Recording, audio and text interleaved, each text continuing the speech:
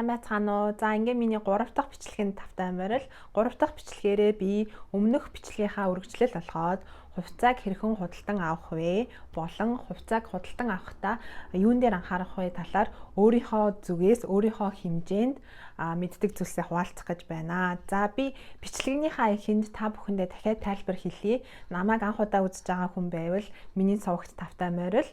Би 4 жилийн бакалаврын зэрэгээ бизнесийн удирдлага, татврын нэгтлэн бодогч гэдэг хичээлээр төгссөн хүн байна. Тийм учраас би санхүү мөнгөний талаар жоохон ч гэсэн ярьж байгаа юм шүү. Тэрнээс биш огт өөр мэрэгжлийн хүн бол бас биш ээ. Гэхдээ хувьцаа худалдан авах арилжаанд оролцсон гэдэг бол 4 жил сураад одоо ингээд мэрэгчлэн болчдөг зүйл биш. Энэ бол өдөр болгон цаг болгон эдийн засаг, нийгэм, улс төр болон ямар нэгэн байдлаар дандаа өөрчлөгддөг зүйл учраас энийг бол мэрэгчлэлтэн болтлоо одоо төгс сурна гэж байхгүй.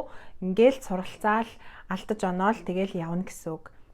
Тийм учраас та бүхэн маань хэрвээ би буруу зүйл ярьсан бол комментээр засч залруулж болно. Тэгтээ яг төгс мэрэгчлэлтэн хүн гэж намайг үзээд ямар нэгэн одоо хатуу шаардлага бити тавиарай гэж хүсэж байна.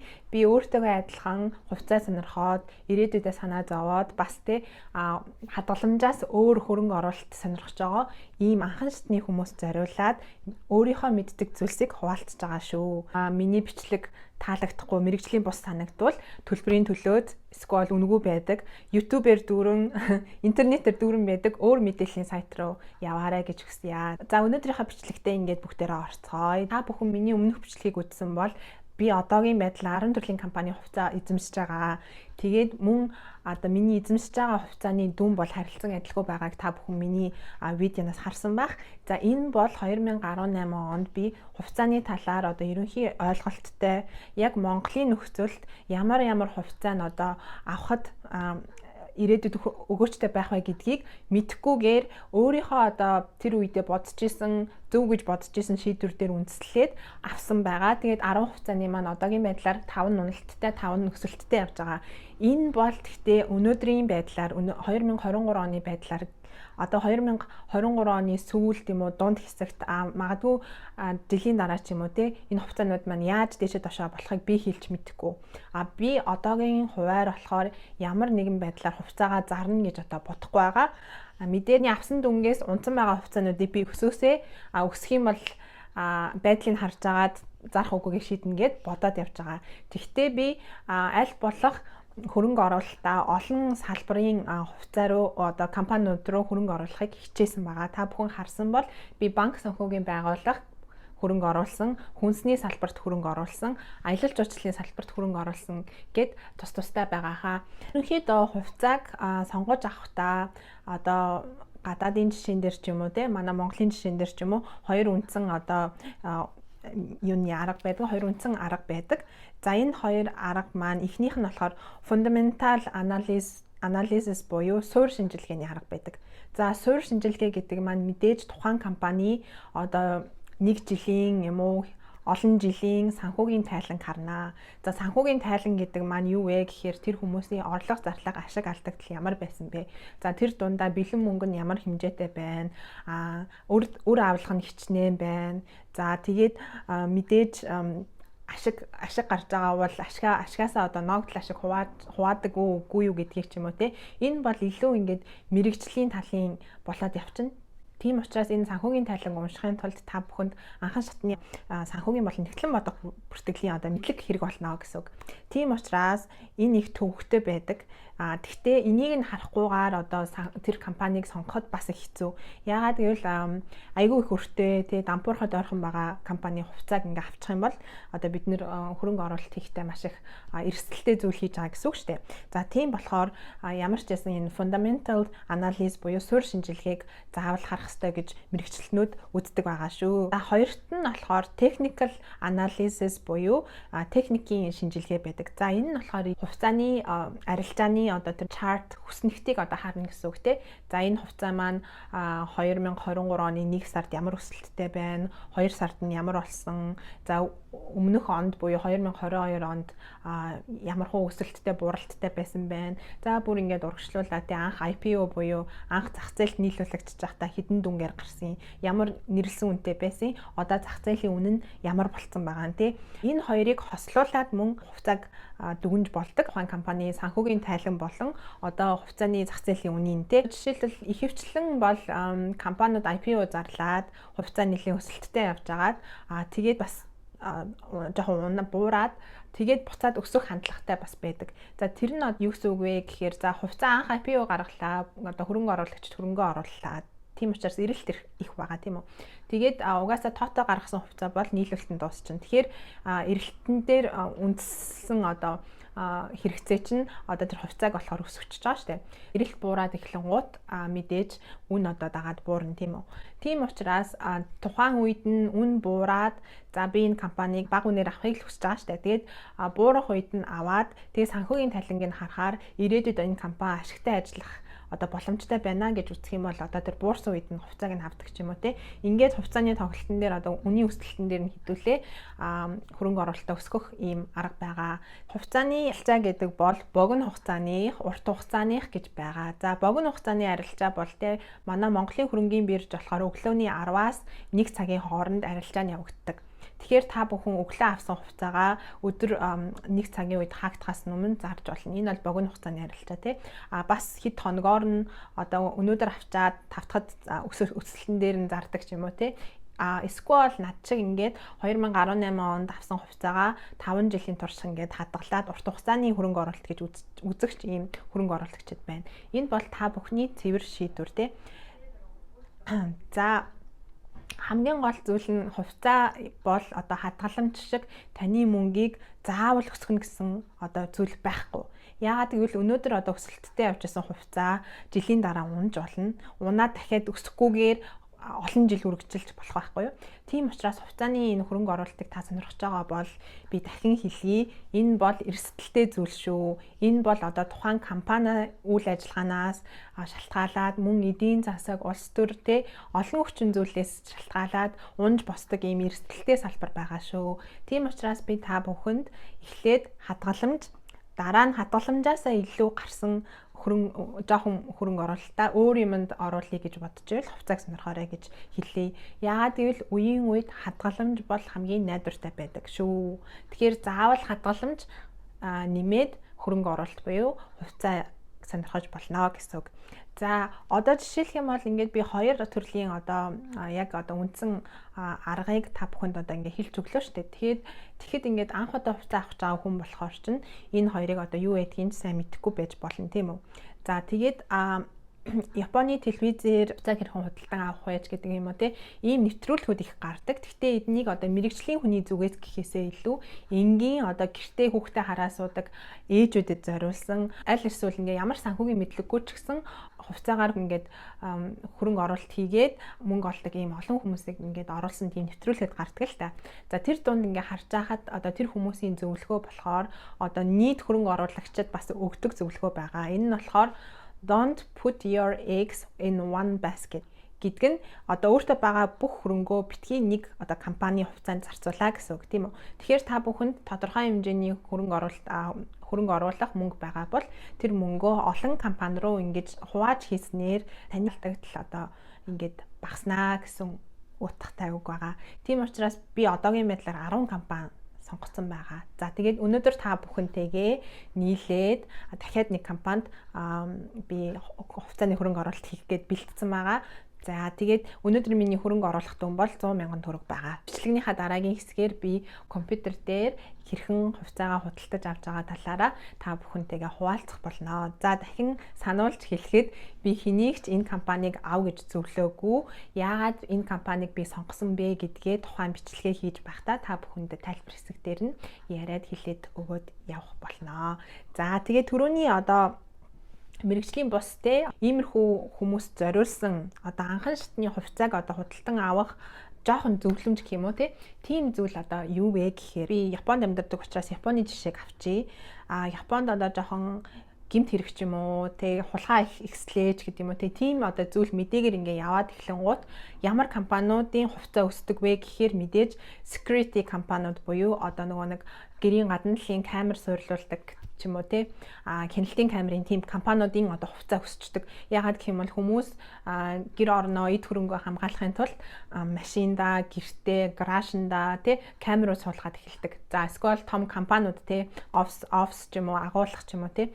Тийм учраас энэ одоо эрэлт нэгсээд тэгэнгუთ одоо тэр хяналтын камер зардаг компаниудын хувьцаа нь одоо өсчдөг. За энэ бол яг Seicom гэдэг Японы одоо нэг тийм security камер үйлдвэрлэдэг тийм компанид тохиолдсон бодит жишээ байгаа. За тэгэхээр иймэрхүү зүйлийг уртаас хараад одоо жоохон сэргэлэн бол ингээд тэр компани хувьцааг авсан байсан бол та богино хугацаанд ч юм уу те хөрөнгө оруулалт өсгөх боломжтой байсан. За мөн коронавигийн үед яасан бэ гэхээр хүмүүс мэдээж локдаун болоод гадуур хоол идэхгүй бүх ресторан хаагдсан учраас гэртээ хооллож эхэлсэн тийм үү. Тэгэнгუთ ч одоо жишээлбэл маш их одоо Японд жишээлх юм бол bakery ч юм уу тий хүүхдүүдтэйгээ хамт ингээд цагаа зөв өнгөрөөгээд хүмүүс бэлуу, жигнэмэг энэ төр хийж эхэлсэн. Тэрнийгээ дагаад тэнд орцонд нь ордог одоо тэр гурилын үйлдвэр ч юм уу тий тэр бүтээгдэхүүнүүд гинт ингээд эргэлтэн ихссэн. Тэгэнгუთ чинь одоо тэгээд дагаад тэр одоо гурил үйлдвэрлэдэг нийлүүлдэг компаниудын хувьцаа өсөж байгаа байхгүй юу? Тэгээд бас энэ мэдээ сайн шалгана гэдэг нь маань одоо жишээлбэл та бүхэн маань 2020 19 онд билүү дээ Nissan компани одоо Японд дах захирал нь ямар нэгэн байдлаар жоохон санхүүгийн мөнгөний асуудалд холбогдоод тэгэнгუთ одоо Nissan-ы хувьцаа ингээд шууд дор нь ингээд буурч байгаа байхгүй юу. Тэгэхээр энэ ингээ мэдээ үзнэ гэдэг маань бидний хувьд одоо эдийн засгийн мэдлэггүй байсан ч гэсэн өөрийнхөө хөрөнгө оруулалтыг хувьцааг ирээдүйд ямар хувьцаа өсөх буурахыг бас урьдчилан мэдэх ийм чухал холбогдолтой зүйл байгаа шүү. Тэгэхээр мэдээ үзээд ер нь эдийн засаг, улс төр, нийгэм те ер нь одоо юу олж ийн орчин тойрон тэрнээс хамааруулаад бас хувьцааны зах зээл дээшээ доошоо буурж байгаа үед бас бид нэр ашиг олох боломж байгаа. За мэдээж та бүхний ойлгож байгаагаар мэдж байгаагаар маш олон хүн хэлдэг те дайн боллоо, эдийн засаг дампуурлаа гэхэд хамгийн одоо найдвартай байнга л байх үйлдвэрүүд одоо компаниуд болохоор идэх уух зүйлсийн одоо компани үйлдвэрүүд байдаг тийм үү. За сүүлийн үед болохоор косметик компаниуд одоо жишээл гоо сайхны хэрэгсэл хийдэг компаниуд болохоор бас айгүй эрэлттэй байна гэж ингээ үзэж байгаа хгүй. Ямар нэгэн улс төр эдийн засагтэй дайн байлтай болсон ч гэсэн хүмүүс иддгээд нь эмэгтэйчүүд бол гоёсоор байх болно гэсэн юм утгатай. За тийм учраас илүү их одоо та бүхэн миний хувьцааны сонголтын дээр ч гэсэн харсан байх те би илүү их одоо Machimpex гэдэг ч юм уу те аль эсвэл сүү компани гэдэг юм уу. За би ирээдүйд одоо талах чихэрч гэдэг юм уу. Ингээ хүнсний салбарлууд руу ирээдүйд илүү их хөрөнгө оруулалт хийя гэж бодож байгаа. За тэгээд бас би сүүлд Монос хүнсийг сонгосон байгаа. Тийм Монос компани ч өөрөө эмийн үйлдвэр тэгээд дээрэс нь хүнс гаргасан. Тэгэнгუთ нь ингээд Монголд байж байхдаа би ингээд бүр хол Өвөр хангаа аймагт би аялаад явж байхдаа Өвөр хангаа аймгийн одоо Малчин айлын одоо гэрт нь одоо Монос хүнс гэсэн ийм хайрцаг байхыг харсан байхгүй юу. Тэгэхээр тэр хол малчны хотгонд ч гэсэн одоо Монс хүнсийн ямар нэгэн бараа ч юм уу те ямар нэгэн байдлаар тэнд очсон байна. За магадгүй хотоос хүн авчирсан байж болно те. Тэгсэн ч гэсэн одоо тэр гэр бүл одоо хөдөөний гэр бүл ч юм уу те ширээн дээр ямар нэгэн одоо тэр бүтээгдэхүүнийг хэрэглэж байгаа л бол тэнд одоо ингээд тэр компани өргөжих эдийн засгийн тэлэх тийм боломж байна гэж харж байгаа байхгүй. Тэгэхээр бас та бүхэн найзуудыг хараач юм уу эсвэл дэлгүүрт ингээд хүнсээ цуглуулсан явж байхдаа ч юм уу хүмүүс аль компани юмыг илүү их авч ийн тэрийг бас ажиглаж болно. Жишээлбэл маш олон төрлийн ингээд сүү байхад ягаад заавал сүү компанийх ч юм уу эсвэл хапугийн сүүг ч юм уу ингээд хүмүүс аваад байна те энэний цаана юу байна гэдгийг ингээд анзаараад Тэгтээ энэ компани бол гайгүй ингээ хүмүүс аваад байгаа юм байна. Бас тэ эдийн засгийн цаашаа өсөх ийм санхүү нь одоо цаашаа өргөжих ийм боломжтой байна гэж одоо юу гэдэм бэ? Мэргэжлийн бус хүмүүсийн нүдээр бол бас иймэрхүү зүйлийг анзаараад та бүхэн хугацааны сонголтондоо нөлөөлж болдог байгаа шүү. За тэгээд хоёр комент ирсний нэг нь болохоор Монголын хөрөнгийн бирж дээрх одоо short sale хийж бодолтгүй гэж асуусан байсан. Би өнөөдөр хөрөнгийн бирж рүү залгаад асуусан short sale бол хийж болтгүй юм билээ. Одоохондоо болохгүй байгаа юм байлээ. За тэгээд манай хөрөнгийн бирж дээр топ 20 компани индексүүд гаргаад ирсэн билээ. За тэгэхээр Америкийн нэг хөрөнгийн зах зээл дээр бол тухайн индексүүдийг бид нэр худалдаж авч болдог. За энэ нь болохоор топ 20 индекс гэдэг болохоор топ 20 компанийн хувьцаа гэсэн үг. Тэгэхээр топ 20 компани маань үргэлж өөрчлөгдөж идэг тий. Ямар нэгэн 1000 компани байвал жигдээд оронд нь илүү сайн орж идэг. Тийм учраас хэрвээ ирээдүйд Монголын хөрөнгийн бирж одоо тэр индексээ арилжиж болох юм бол надад сонсоод авсан юм чинь тэрэн дээр анхаарлаа хандуулад брокер дилерийн компаниар индекс арилжиж болно гэж ирэх юм бол заавал сонирхоод үзээрэй гэж хүсэж байна. За бүгдээрээ дараагийнхаа бичлэг рүү орцгоё. Google дээр Монголын хөрөнгийн бирж гэхээр Монголын хөрөнгийн биржийн сайт гараад ирнэ. За тэгээд гишүүн брокер гэдэг дээр нь дараад гишүүн брокерийн компани мэдээлэл гээд за одоо энэ дээр байгаа үнэс цаасны компаниудын мэдээлэл гараад ирнэ. За жишээлх юм бол миний анх сонгосон BDSEC гэдэг үнэс цаасны компани болохоор брокер дилер Andretter хөрөнгө оруулалтын зөвлөх гэдэг энэ бүх өөрийн гэсэн арилжааны платформтой тий би та бүхэндээ өмнөх бичлэгээр харуулж байсан. Ингээ бүх зүйл нь байгаа болохоор за би энэ компанийг сонгосон. Анх энэ компани байсан болохоор ерөнхийдөө ол сонгосон. Одоо болохоор айгүй олон энэ компаниудын мэдээлэл ингээ тавигдсан байна. Хөрөнгийн биржийн сайт болохоор айгүй их олон удаа шинжлэгдэж байгаа. Анх намайг ингээд 2018 онд үздэг байхад айгүй энгийн байсан. Одоо болохоор нэлээд дэлгэрэнгүй гоё болцсон байна. За миний одоо дараагийн сонирхож байгаа үнэс цаасны компани болохоор Голомт.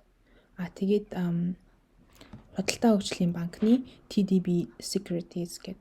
Яагаад энэ хоёр вэ гэхээр энэ ардтал нь болохоор банк хариуцж байгаа учраас би илүү их найдвартай гэж үзэж байгаа.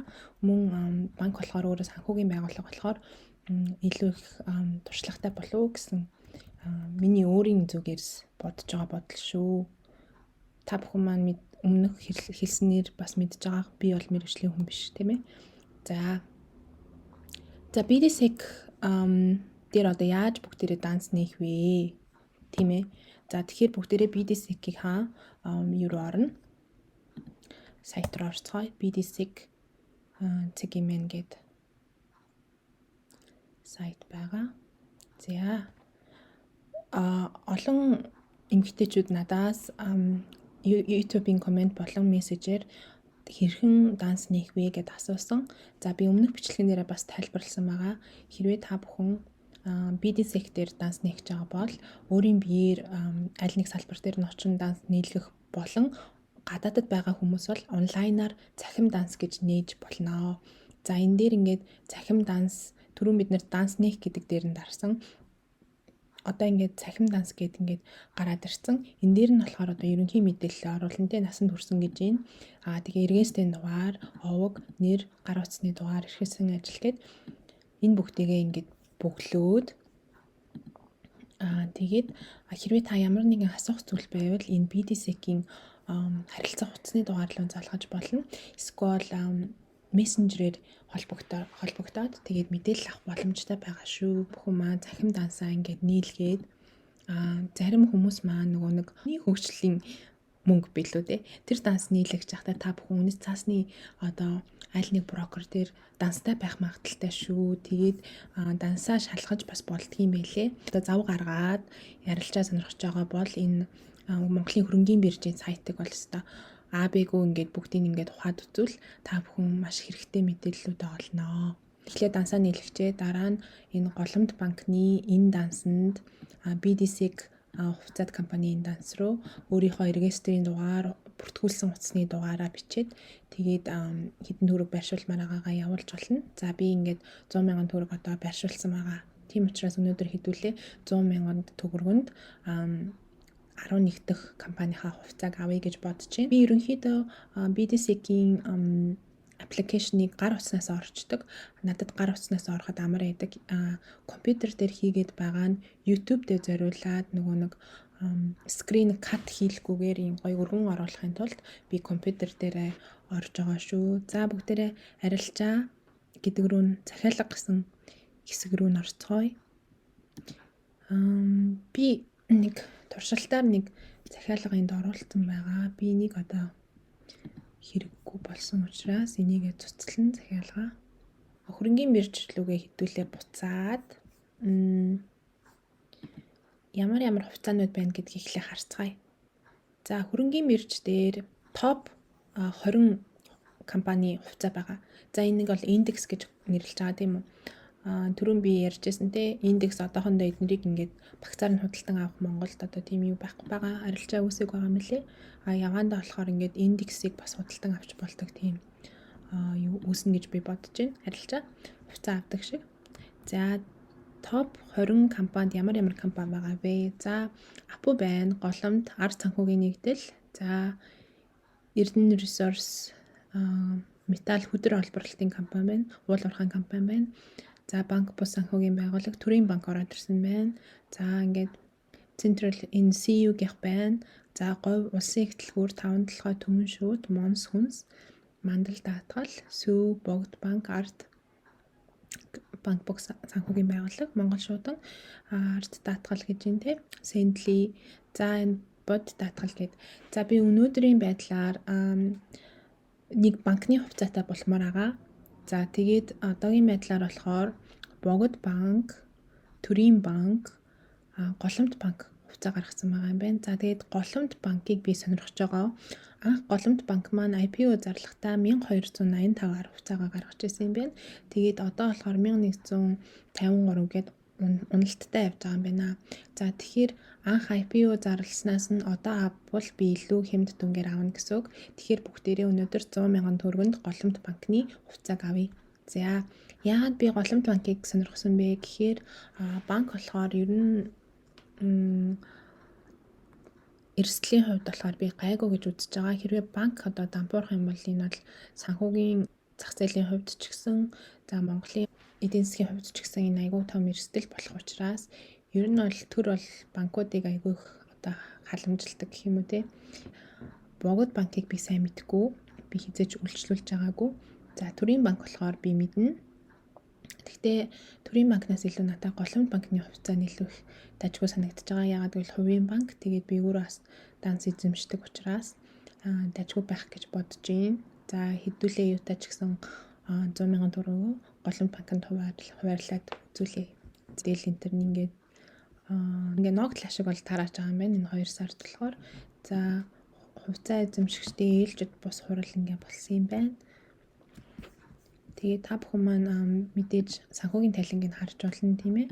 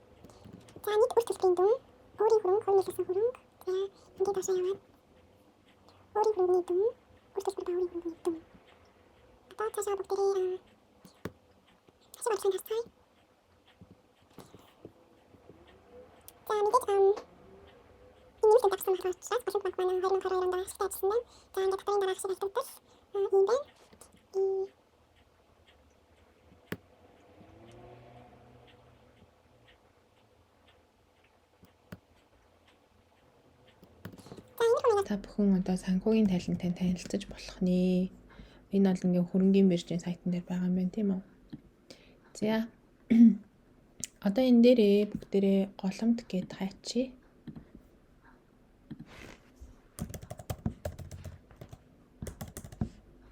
Голомт банк маань ингээ гараад ирж байна. Ялгаа харж болно те.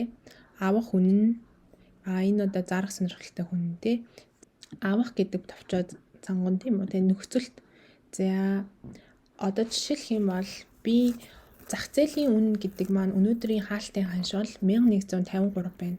1153-аар та авч болно.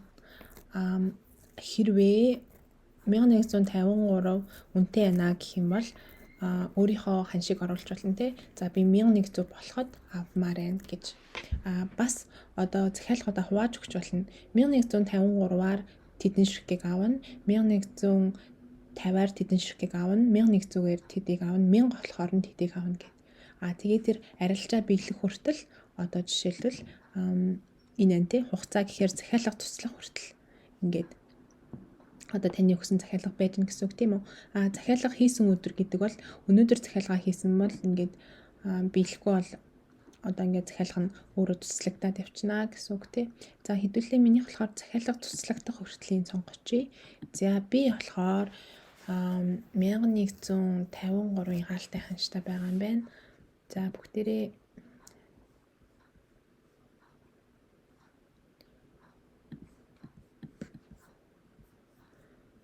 ер нь болохоор 1100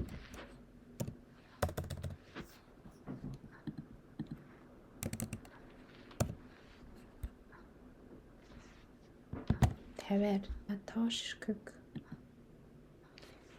1150-аар эхлээд 100 ширхгийг аваад үзье. Эндээсээ бүгдээрээ 1% шимтгэлт төлнө. За BDSEC маань өмнө нь 2.5% шимтгэлтэй байсан. Одоо болохоор 1% шимтгэл болгоцсон юм байлээ. За бүгдээрээ ингээд захиалгаа өгцгөөё. За ингээд миний захиалга амжилттай болсон. Одоо бүгдээрээ миний захиалгын жагсаалт руу орж харцгаая. Зүгээр жишээ болгож энэ компани би авч ирсэн. Тэгээд би энийгээ цуцлсан байгаа. Ингээд цуцлаг хөсөлт гэсэн тий.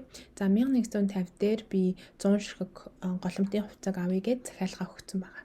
За ингээд хэрвээ одоо зах зээл дээр хин нэгэн хүн 1150-аар надад одоо 100 ширхэг хувьцаагаа зарах ч юм уу тий.